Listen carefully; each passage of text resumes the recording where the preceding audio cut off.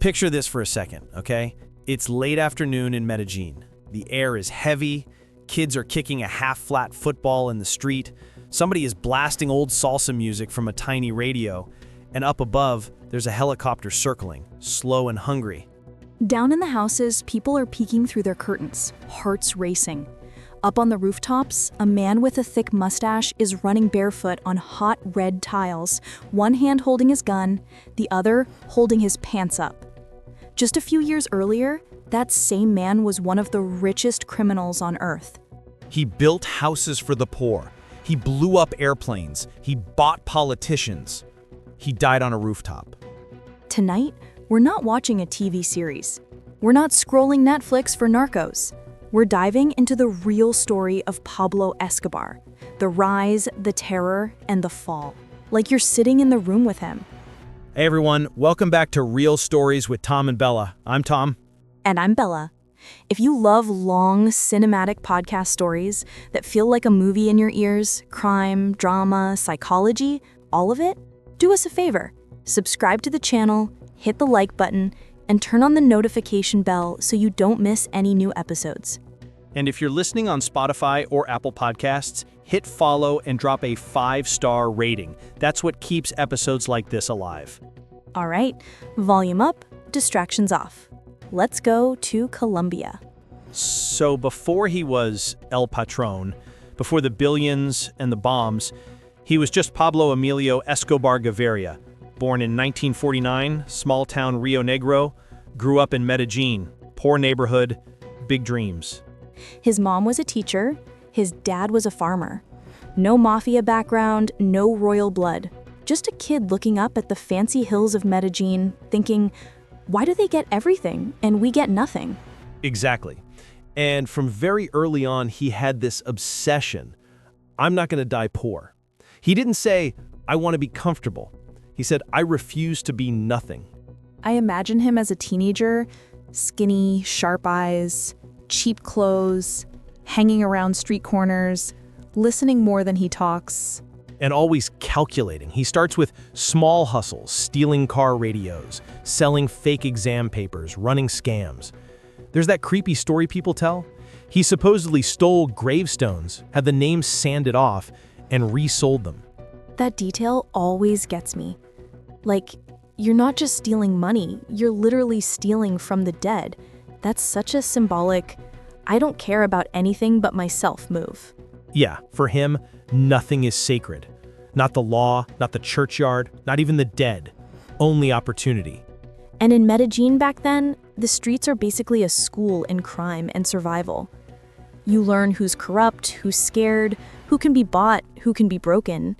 And then in the 1970s, the perfect product shows up in his world. Something small, light, easy to hide, insanely profitable. Cocaine. It's wild to think how much of his story depends on this one powder. If cocaine hadn't taken off in the US like it did, maybe Pablo would just have stayed a local thief with some scary stories. But the timing is perfect or perfectly horrible. America wants cocaine, Colombia can supply it, and Pablo Escobar is right there in the middle, ready to build a bridge made of greed. So, how does he step from small hustler to drug king? What's the jump? At first, he's just another smuggler. He helps move small amounts, a few kilos here and there, up to places like Miami. He learns the jungle trails, the secret airstrips, which police officers can be bribed with money and which need to be bribed with fear. That's an important detail. For him, there are two currencies, cash and terror. Exactly. He quickly realizes cocaine is like white gold. With one successful shipment, he can earn more than his parents would see in their whole lives. And you know how some people, the more money they get, the calmer they become? Pablo is not that guy. Money doesn't satisfy him. It just proves that his ambition works. So while others are thinking, okay, I made a nice profit, let's relax, Pablo is thinking, if we can send 10 kilos, why not 100? If we can move 100, why not 1,000? He doesn't want a piece of the pie. He wants to own the entire bakery. He invests in labs deep in the jungle, hires chemists, buys planes, bribes airport officials. Soon he's not just a part of the line, he is the line. And that's where we get into the birth of the Medellín Cartel, right? Yep. He teams up with other big traffickers, Ochoa brothers, Carlos Leder, and others. Together, they form a network that dominates the cocaine trade. At one point, they're believed to control most of the cocaine entering the United States. It's insane. Every time someone in LA or New York snorts a line at a party, statistically, it's connected to Pablo. And the money. We're talking about millions of dollars a day, literally.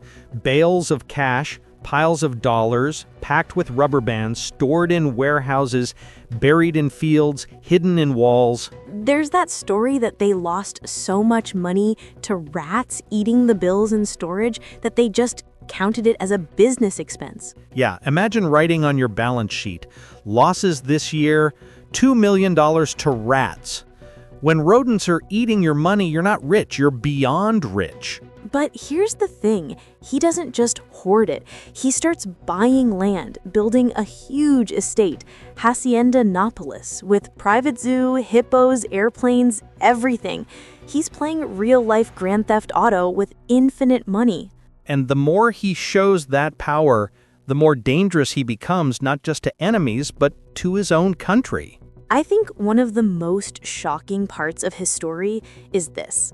While the government barely shows its face in poor neighborhoods, Pablo does.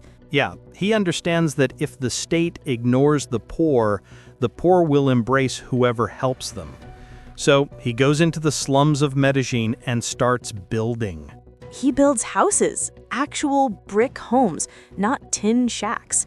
He pays for water, electricity connections, soccer fields, small clinics. Families who never had proper shelter suddenly have a roof, a door that locks, a bathroom. And who made it happen? Not the mayor, not the president, Pablo. So when the police come later asking, have you seen him? Do you know where he is? These people think, the government left us in the mud. He gave us a home. Why should we help you? He becomes Don Pablo, the man who pays for your kids' school shoes, your mother's surgery, your football team's jerseys. It's emotional blackmail, but it feels like love to people who never had any support. Exactly. He buys not just silence, but loyalty. Kids grow up saying, we live in Barrio Pablo Escobar because he gave us this place. And in their eyes, he's not a criminal. He's a hero. Meanwhile, somewhere else, a judge is being threatened, a journalist is getting death threats, a police captain is on a hit list. It's this insane split-screen image. Left side, Pablo shaking hands, smiling with kids, giving them candy. Right side, a car bomb going off in downtown Medellín. Which version you see depends on where you stand in the story. And Pablo, he loves that. He loves that some people adore him while others shake when they hear his name. That mix of worship and terror is exactly the kind of power he wants. As if that double life wasn't enough, he decides he also wants a seat in government. Yep. He wants to be not just a hidden power, but a visible one. Before long, he becomes an alternate member of Colombian Congress. The mental image of Pablo Escobar in a suit sitting in Congress giving speeches about the people is surreal. He presents himself as a successful entrepreneur and philanthropist, someone who understands poverty because he came from it. He's like, I came from nothing. I made something of myself. Now I'm here to serve. And here's the crazy part. For some people, it sounds honest. They don't know or don't want to know where his money comes from. They just see results. But not everyone buys it. Investigative journalists start digging. And then there's Rodrigo Lara Bonilla, the Minister of Justice. He confronts Escobar publicly, calls him out as a drug trafficker. Pablo doesn't like being exposed, not by journalists, not by ministers. In his mind, that's not just criticism, that's betrayal. And in his world, betrayal has a price. He lives by a simple, brutal formula. Plata or plomo, silver or lead. Take the bribe or take the bullet. Lara Bonilla chooses not to be bought, and he pays with his life. He's assassinated in 1984. The country's shocked. The message is clear. This isn't some small-time gangster. This is a man who kills ministers. And now, the Colombian state finally understands the size of the monster living inside its borders. From that moment on, Escobar and the government are on a collision course. So the government responds. They move toward extradition, sending big traffickers to face justice in the US. For Escobar, extradition is worse than death. In Colombia, he has networks, power, influence.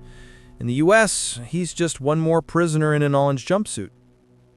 So he makes a decision. If the state uses law, he will use terror. He launches a violent campaign. Car bombs explode near government buildings, in city centers. Newspapers that speak against him get attacked. Journalists are killed. Judges are murdered. Candidates for president are assassinated. And then the airplane. He orders a bomb on a commercial flight trying to kill a presidential candidate he believes is on board. He's not on it, but every other person on that plane pays the price. Innocent people going to work, visiting family, traveling for business. Their lives become collateral damage in Pablo's war. You go to the mall and scan every parked car. You hear a motorcycle and your heart jumps because hitmen love motorcycles. Children learn the sound of bombs and gunshots the way other kids learn the sound of school bells. And tragedy becomes routine. Pablo thinks that by making the country bleed, he can make the government kneel. But he underestimates something huge. The more innocent people die, the more the country wants him gone. He goes from Robin Hood to terrorist in the eyes of many. The love he bought in the barrios stays, but the rest of the country is done with him. And in the middle of this chaos, someone comes up with a solution so bizarre that it almost feels like a comedy sketch. La Catedral. So, Tom, explain this to me like I'm 5. The government's brilliant plan is, let's put Pablo in a prison that he designs? Yeah, it sounds like a joke, but it's real. In 1991, Escobar surrenders under a deal. He'll serve time in a special prison with conditions favorable to him. They basically say, please come to jail, but tell us how you want it. And so La Catedral is born. But instead of cold concrete cells, we get a soccer field, a bar, a big billiard room, great views over Medellín, private rooms, good food, servants, loyal guards. It's like a narco spa. Check into prison, enjoy your stay, breakfast is at 9. Seriously. He plays football with his bodyguards, drinks with his friends, throws little parties. He continues to run parts of his operation from inside. And the guards? Working for him more than for the state? Exactly. He chooses many of them, so instead of watching him, they're protecting him. And when he has a problem with someone in his organization? He has them brought to La Catedral and killed there.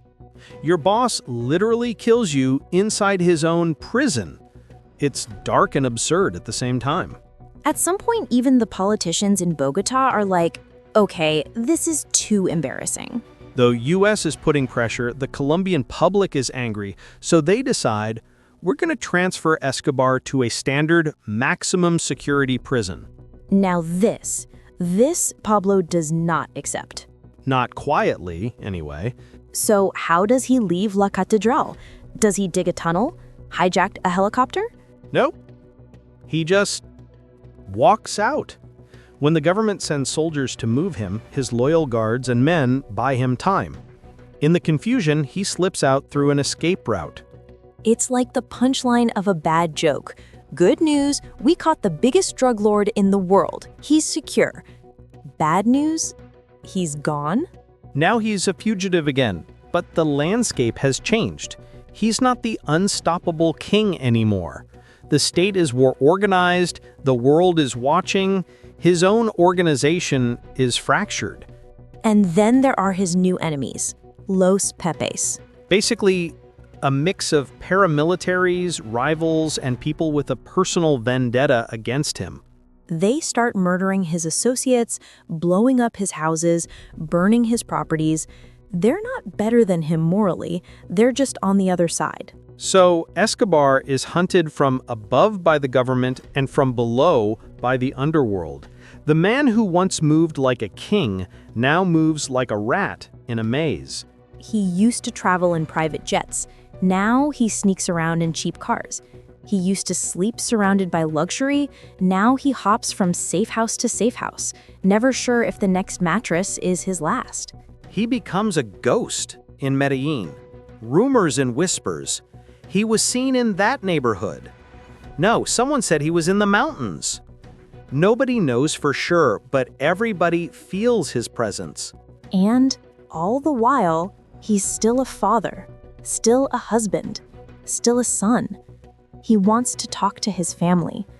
And that is what kills him. December 2nd, 1993, one day after his birthday.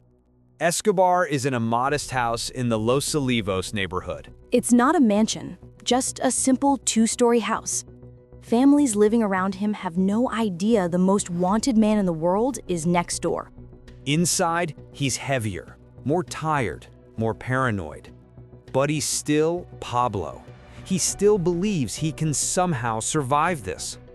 He misses his family, especially his son and his mother. So he does what every hunted man is warned not to do. He picks up the phone. He calls his family and talks for several minutes. Maybe he laughs. Maybe he gives advice. Maybe he says, "Don't worry, I'll be fine." But every second of that call is like a spotlight shining on his hiding spot. The search block is listening, tracking the signal. They triangulate the position. The circle shrinks from city to district to block to house. Trucks are mobilized. Armed officers jump in, hearts racing. They know whose door they're about to knock down. They arrive in Los Olivos, spread out, surround the house. Some climb onto neighboring rooftops. Others move to smash down the front door. Inside, Pablo hears something. Maybe footsteps, maybe a shout, maybe the crash of the door going in. He grabs his gun. His bodyguard is ready. They run upstairs, heading toward the back, aiming for the rooftops. The neighbors hear gunshots and people yelling in Spanish. Por allá, en el techo.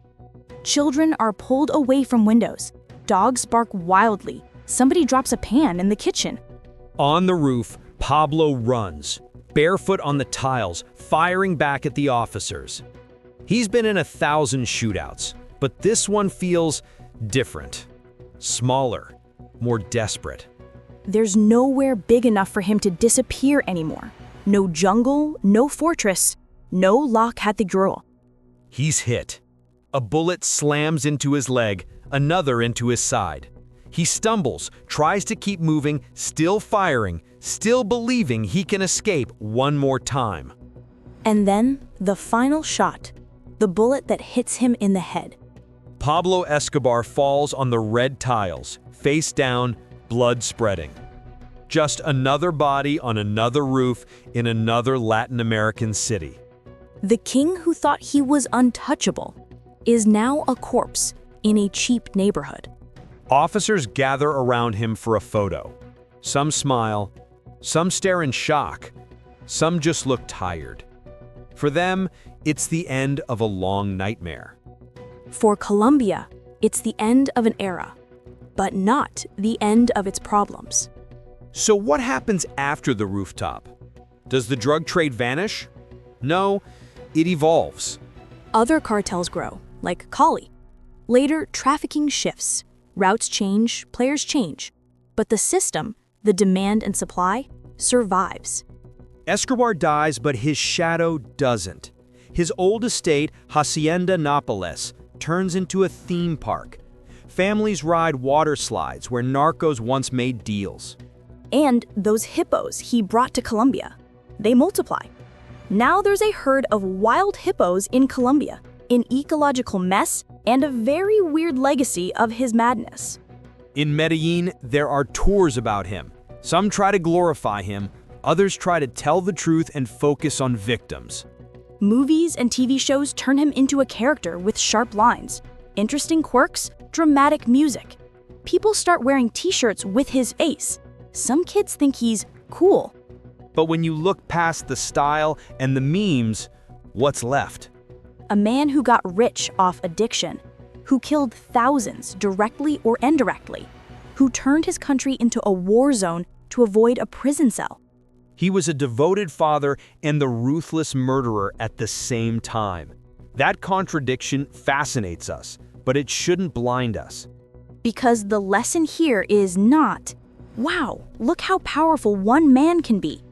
The lesson is, look how far one man can drag a whole country into darkness. He's not a role model. He's a warning sign with a mustache.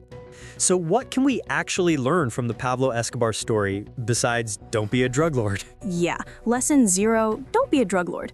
But beyond that, number 1, huge inequality is dangerous. When millions feel abandoned by their government, they can fall in love with the wrong savior. Number 2, corruption is gasoline on the fire. Without corrupt police, judges, and politicians, a man like Escobar could never have reached that level. Number 3, myth is powerful. If we turn criminals into icons, even ironically, we risk making their path attractive to the next desperate kid. Number 4, no one is untouchable. He built an empire, had billions, owned a private zoo, and still died running on a rooftop. And number 5, we decide who the heroes are. We can keep talking about Escobar like a legend. Or we can talk about the judges who refused his bribes, the journalists who published the truth, the police who hunted him even though they knew they might die. Those are the real heroes in this story. The ones without mansions, the ones whose names aren't on t-shirts. Pablo Escobar's life is not a how-to-win guide. It's a case study of how ambition, when it ignores basic humanity, ends in blood. Not just yours, but everyone's around you. Or, in one sentence, power without limits always ends in tragedy. Outro on Closing the File. Tom. If you're still listening right now, first of all, respect. You've just walked with us through the childhood, the empire, the terror, and the rooftop of Pablo Escobar. We hope you didn't just get entertained, we hope you also stopped for a second and thought about what this story really means. For Colombia, for power, for the way we talk about bad guys. If you're watching this on YouTube, write in the comments, I finished the Pablo Escobar episode, so we know you're part of the real ones who stay to the end. And if you really got the message, add this line too. Power without limits always ends in tragedy. Don't forget to subscribe to the channel, hit like, and turn on the bell so you don't miss our next deep dive stories. On Spotify or Apple Podcasts, hit follow and leave us a 5-star rating. It takes you a few seconds, but it helps us keep making these long, detailed episodes for you. And tell us who you want next. A legendary thief, a double agent, another cartel story, a perfect heist that almost worked. Drop your ideas, we read them. This was Real Stories with Tom and Bella. I'm Bella. I'm Tom. And we'll see you in the next episode. So what can we actually learn from the Pablo Escobar story besides don't be a drug lord? Yeah, lesson 0, don't be a drug lord. But beyond that, number 1, huge inequality is dangerous. When millions feel abandoned by their government, they can fall in love with the wrong savior. Number 2, corruption is gasoline on the fire. Without corrupt police, judges, and politicians, a man like Escobar could never have reached that level. Number 3, myth is powerful. If we turn criminals into icons, even ironically, we risk making their path attractive to the next desperate kid. Number 4, no one is untouchable. He built an empire, had billions, owned a private zoo, and still died running on a rooftop. And number 5, we decide who the heroes are. We can keep talking about Escobar like a legend. Or we can talk about the judges who refused his bribes, the journalists who published the truth, the police who hunted him even though they knew they might die. Those are the real heroes in this story. The ones without mansions, the ones whose names aren't on t-shirts. Pablo Escobar's life is not a how-to-win guide. It's a case study of how ambition, when it ignores basic humanity, ends in blood. Not just yours, but everyone's around you. Or, in one sentence, power without limits always ends in tragedy. Outro on Closing the File. Tom. If you're still listening right now, first of all, respect. You've just walked with us through the childhood, the empire, the terror, and the rooftop of Pablo Escobar. We hope you didn't just get entertained, we hope you also stopped for a second and thought about what this story really means. For Colombia, for power, for the way we talk about bad guys. If you're watching this on YouTube, write in the comments, "I finished the Pablo Escobar episode," so we know you're part of the real ones who stay to the end. And if you really got the message, add this line too. Power without limits always ends in tragedy. Don't forget to subscribe to the channel, hit like, and turn on the bell so you don't miss our next deep dive stories. On Spotify or Apple Podcasts, hit follow and leave us a 5-star rating. It takes you a few seconds, but it helps us keep making these long, detailed episodes for you. And tell us who you want next. A legendary thief, a double agent, another cartel story, a perfect heist that almost worked. Drop your ideas, we read them. This was Real Stories with Tom and Bella. I'm Bella. I'm Tom. And we'll see you in the next episode.